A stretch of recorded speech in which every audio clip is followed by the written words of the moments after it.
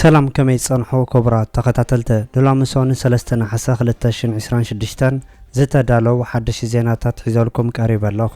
መከታተልኩም ይዕድም።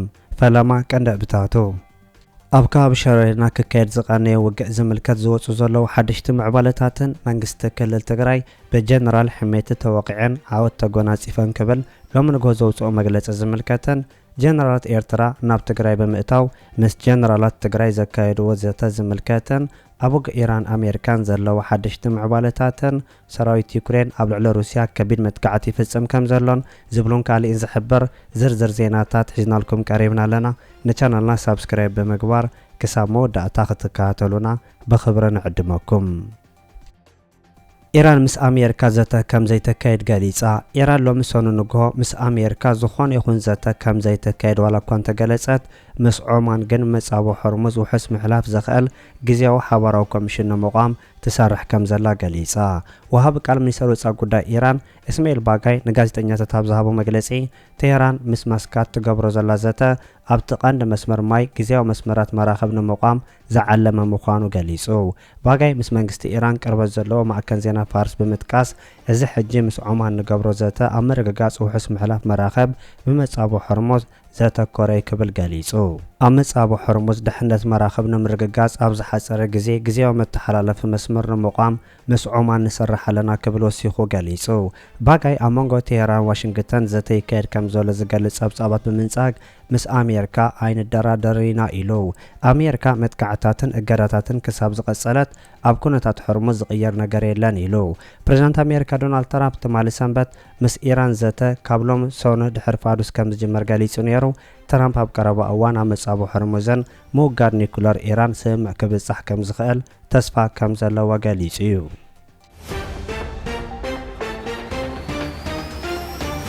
ዩክሬን ኣብ መጻረይ ነዳዲ ሩስያ ከቢድ መጥቃዕቲ ከም ዝፈጸመትን ኣብ ሞስኮ ዝተፈጸመ መጥቃዕቲ ድማ ልዕሊ 8 ሰባት ከም ዝሞቱን ተገሊጹ። ዩክሬን ኣብ መሬት ሩስያ ብምእታው ነቲ ቀንዲ መጻረይ ነዳዲ ተሃገር ስትራቴጂካዊ ኣቪዬሽን ሩስያ ዝሓዘ መዕረፎ ነፈርትን ከም ዝሃረመት ገሊጻ። ፕሬዝዳንት ዩክሬን ቮሎድሚር ዘለንስኪ ኣብ ደቡብ ዩክሬን 600 ኪሎ ሜትር ርሒቑ ዝርከብ መዕረፎ ነፈርቲ ኤግልሰን መጻረይ ነዳድን ከም ዝተሃሰየ ገሊጹ። እዞም መሰረተ ልምዓት ንኩናት ሩስያ ንምምዋል ከም ዘውዕሉ እውን ዝጠቐሰ ኮይኑ እቲ ፕሬዝዳንት ብተወሳኺ እውን መዕረፎ ነፈርቲ ኤግልሰን መጻረይ ነዳዲ ሳርታቮን ስትራቴጂካዊ መሳለጥያታት ክብል ገሊጽዎም። ሩስያ ብወገና ብዩክሬን ዝተፈጸመ መጥቃዕቲ 8 ሰባት ከም ዝሞቱን 635 ሰበልቦ ነፈርቲ ከም ዘውደቐትን ከም ዘዕነወትን ገሊጻ ኣላ። ብተወሳኺ እውን መኽዝን ናይቲ ኣብ ሩስያ ዝዓበየ ናይ ኦንላይን ቸርች ኩባንያ ዌልቦርስ ከም ዝተሃሰየ ገሊጻ። ብኻሊእ ወገን ድማ ሞስኮ ኣብ ጸሊም ባሕሪ ንዝርከባ ወደባት ዩክሬን ክልተ መራኸበን ከም ዘጥቅዐት ገሊጻ። ዩክሬን ብተወሳኺ እውን ሩስያ ኣብ ጥቓ ሰሜናዊ ምብራቕ ከተማ ካራኪቭ ኣብ ዝርከብ መዕረፎ ነፈርቲ ፓስታ ብዝተፈጸመ መጥቃዕቲ ሓደ ሰብ ከም ዝሞተ ገሊጻ ኣላ። ኣብ መንጎ ሩስያን ዩክሬን ዝካየድ ዘሎ ኩናት ኣብ ግንባራት ብዝሓየለ መልክዑ ኣብ ዝቐጽለሉ እንተኾነ ግን ሕጂ ፍልይ ዝበለ ክልቲኦም ወገናት ኣብ ልዕሊ ዓበይቲ ከተማታት ትሕተ ቅርጽን ጸዓትን መኽዝናትን መጥቃዕቲ ይፍጽሙ ከም ዘለዉ ዝግለጽ።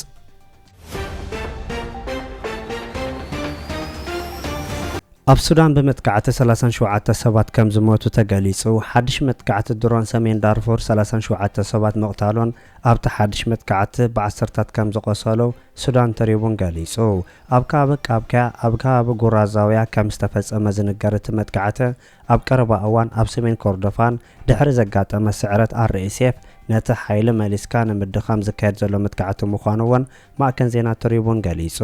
ብመሰረት እቲ ሓበሬታ መራሕቲ ተኸባቢ ኣኼባ ኣብ ዘካየድሉ ዝነበሩ እዋን ሰበልቦ ነፋሪት ኣስታት 40 ሚሳኤላት ናብቲ ሕንፃ ቤት ፍርዲ ብምትኳሷ 37 ሰባት ከም ዝሞቱ ኣስታት 40 ከም ዝቆሰሉ ተጸብጺቡሎ። ካብቶም ዝሞቱ ኣዘዝቲ RSF ሽማግሌታት ቀቢላታት ባህላውያን መራሕቲ ካብ ቀቢላ መሐመድ ቀቢላ ረዛይጋት ከም ዝርከብዎምን ዝተገለጸ ኮይኑ ብብዝሒ ኣባላት RSF ዝርከብዎ ናይ ጥምረት ሱዳን ታሲስ ኪዳን ነቲ መጥቃዕቲ ከም ዝኾነኖን ፈጸምቱ ኣብ ሕጊ ክቐርቡ ከም ዘለዎም ምጥቃሱ እውን ተሓቢሩ። ኣብ ሱዳን ኣብ መንጎ ሓይልታት RSFን ሰራዊት መንግስቲ ሱዳን ክካየድ ጸንሐ ግጭት ገና ኣብ ዝቕጽለሉ ዘሎ እዋን ናይ ሱዳን ሰራዊት ኣብ ልዕሊ RSF ዓወት ይጎናጸፍ ከም ዘሎ ክጥቀስ ምቕናይ እውን ብተወሳኺ ይሕበር።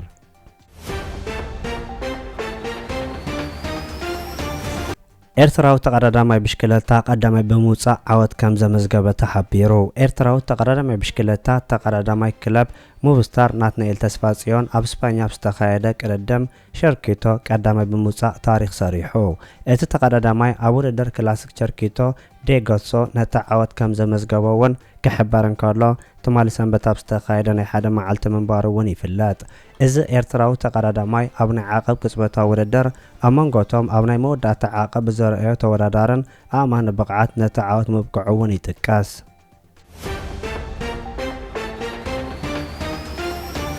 ኣብ መንጎ ሰራዊት ኢትዮጵያን ሓይልታት ትግራይን ክካየድ ዝቐነየ ውግእ ሕጂ እውን ሓደሽቲ ምዕባለታት ይወፅሉ ከም ዘሎ ተገሊጹ። ኣብ መንጎ ናይ ፌደራል ሓይልታትን ናይ ትግራይ ሓይልታትን ኣብ ከባቢ ሸረሪና ዝተኻየደ ወተሃደራዊ ጎነፅ ስዒቡ ኣብ ኢትዮጵያ ሓድሽ ንፋስ ኩናት ሰሪቡ ከም ዘሎ ምንጭታት ክሕብሩ እንከለዉ ናይ መንግስቲ ሰራዊት ኢትዮጵያ ንሓድሽን ሰፊሕ መጥቃዕቲ ይዳሎ ከም ዘሎ ምንጭታት ካብ ትግራይ ሓቢሮም። ምስ ሱዳን ኣብ ዘደብ ከባቢ ኣብ መንጎ ሰራዊት መንግስቲ ፌደራልን ሓይልታት ትግራይን ኩናት ድሕሪ ምልዓሉ ክልቲኦም ኣካላት ነንሕዶም ይካሰሱ ከም ዘለውን ዝፍለጥ ኮይኑ ናይ ክልል ትግራይ ምምሕዳር ምዃኑ ዝኣወጀ ሓይሊ ሕወሓት ብዛዕባ ተወራሪሉ ሰየሞ ተሪኦ መግለፂ ከውፅእ እንከሎ ናይ አብይ አሕመድ ምምሕዳር ነተሪኦ ኣመልኪቱ ዝሃቦ ወግዓዊ መግለፂ ከም ዘየለዎን ብተወሳኺ ይንገር።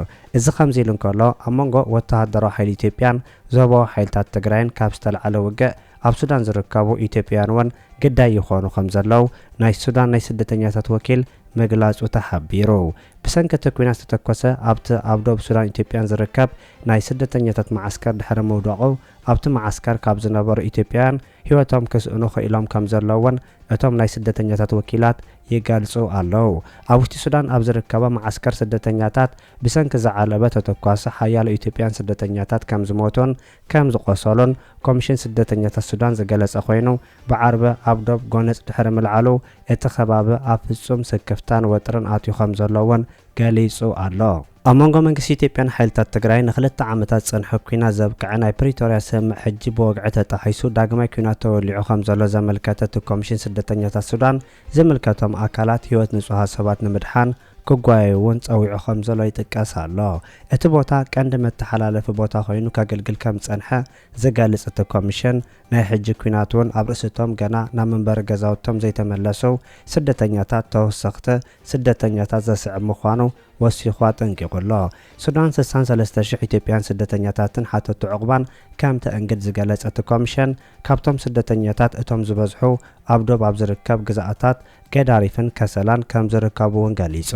እዚ ከምዚ ኢሉ እንከሎ መንግስቲ ክልል ትግራይ ሎሚ ንግሆ መግለፂ ዘውፅኦ ኮይኑ መንግስቲ ክልል ትግራይ ሎሚ ንግሆ ዘውፅኦ መግለፂ ከም ስዕብ ከም ብበልኩሜ ጀኖሳይዳዊ ውልቀ መላኽት ስርዓት ብልጽግና ብዕለት 25 ሓምለ 2018 ካብ ወጋሕታ ጀሚሩ ኣብ ምዕራብ ትግራይ ብኣንፈት ሸረሪና ኣብ ልዕሊ ሰራዊት ትግራይ ቁልዕ ውግእ ከም ዝኸፈተ ይፍለጥ።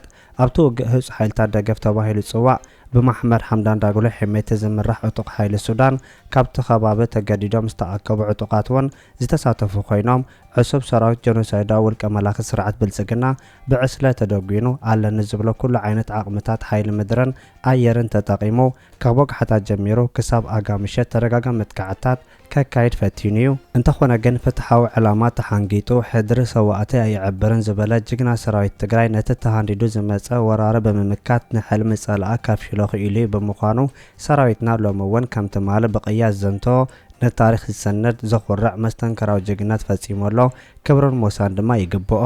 እተደጉኑ ዝኣተወ ዕሱብ ሰራዊት ብልጽግናን መሻረክቱን ንምርኣይ ብዝሕዝብ መንገዲ ዝሓለቀ ኮይኑ ሕጂ ትካላት ጥዕና ምዕራብ ትግራይ ጎንደርን ከባቢኡን ብውግኣት ጽልኣ ዕለቕሊቑ ይርከብ።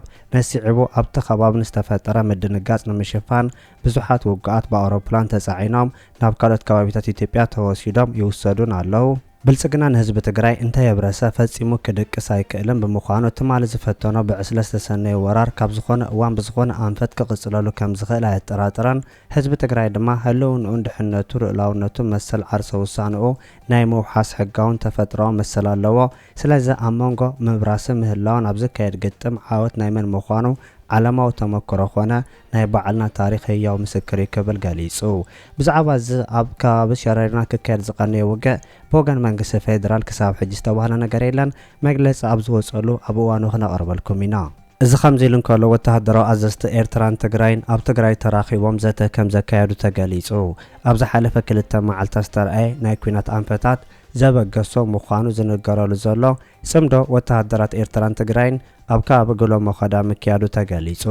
እቲ ኣብ ዶባት ኤርትራን ትግራይን ዝተኻየደ ምዃኑ ዝነገረሉ ዘሎ ወተሃደራዊ ጽምዶ ኣዘዝቲ ሰራዊት ዝተሳተፍዋን ንቐጻሊ ሓባራዊ ስራሕ መንገዲ ጸረግ ምዃኑ እውን ምንጭታት ካብቲ ከባቢ ይገልጹ።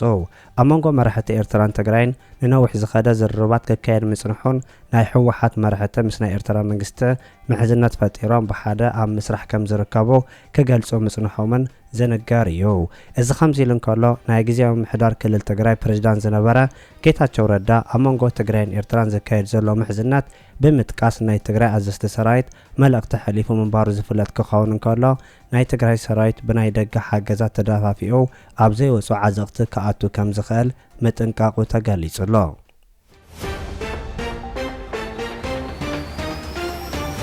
ኣብ ከተማ አንትወርፕን ኦፍራንድ ስትራት 35 ዝርከብ ናይ ሓበሻ ድኳን ናይ ሓበሻ ስቶር ከምኡውን ኮስሜቲክስ ሕጂ እውን ከምቲ ልሙድ ካብቲ ኣቐዲምና ንህቦ ዝነበርና ኣገልግሎት ናይ ካብ ዓዲ ዝመፀ ጽሩይ ጣፍ፣ በርበረ፣ ሽሮ፣ ቡን፣ ቆሎ፣ ሞጎጎ፣ ሮኮበት፣ ፈናጅልን ጀበናታትን ናይ ሓበሻ ክዳውንትን ካልእን ብተወሳኺ ብዝሰፍሐ መገዲ ንናይ ሓበሻ ቆርበትን ጸጉርን ዝኸውን ዝተፈላለዩ ኮስሜቲክስ ኣዳሊናልኩም ኣሎና። ናይ ጸጉሪ ቅብኣታት፣ ናይ ገጽ ክሬማት፣ ዘይትታት፣ ሻምፖታት፣ ሻወር ጀል ኣዳሊናልኩም ኣሎና። ንኣልባሶ፣ ንጀብጀብ፣ ንስትሬይት ሄርን ካልእን ዝኸውን ብዝተፈላለዩ ሕብርታት ዝተዳለወ ሂማን ሄር እውን ኣብ ሓበሻ ስቶር ከምኡውን ኮስሜቲክስ ኣዳሊናልኩም ኣለና።